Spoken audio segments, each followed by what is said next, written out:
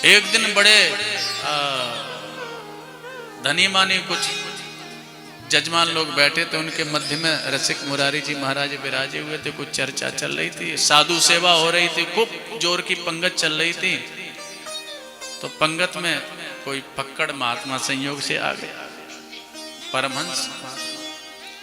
जब पत्तल परोसने वाले पत्तल परोसने लग गए और वो तो सबको पत्तल परोसी गई, प्रसाद परोसा गया।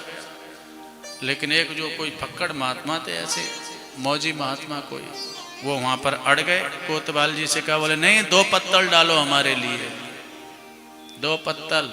अरे बोले महाराज आप अकेले हो तो अकेले हैं तो फिर 1 पत्तल में पाइए, 2 पत्तल। बोले नहीं दूसरी पत्तल भी लगाइए।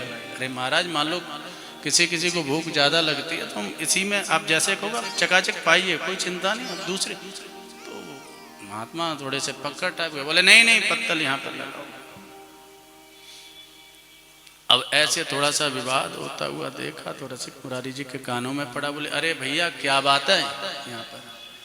अब वो महात्मा थोड़े से क्रोधित हो गए। उन्होंने कहा अच्छा जो है साधु सेवा कर तो डोला ही है, और बताओ हमको दूसरी पत्तल नहीं लगाई जा रही। वो पत्तल में जो भी था सामान, खीर सब्जी जो भी था, पुआ आदि, वो सब पत्तल उठाई और ले जा करके रसिक मुरारी जी के माथे पे ही दे मारी। कोई और सो होतो तो गुस्सा आ जाता, क्रोध करता। रसिक मुरारी जी बोले वाह धन्य है संतों की करुणा, बलिहारी बलिहारी महाराज जी की बलिहारी। महाराज जी ने आज मेरे नियम की रक्षा कर ली, क्योंकि मेरा रोज का नियम था कि संतों की जाके जूठन प्रसादी लेना, और आज मैं धनी मानी लोगन के बीच में बैठ के बातन में लग गया तो शीत प्रसादी से वंचित हो जाता। तो कृपा करके स्वयं ही उठ करके और शीत प्रसादी ला करके स्वयं ही मेरे मुखमंडल में विराजमान कर दी, ये कृपा।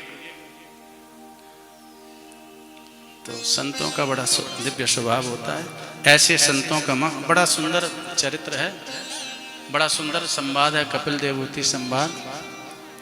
तो अंत में सार यही है, मन की गति को समझे और सबसे उत्तम है संतों का संग करे। उस रंग में रंगने के लिए, भक्ति के रंग में रंगना चाहे तो संतों का संग करे।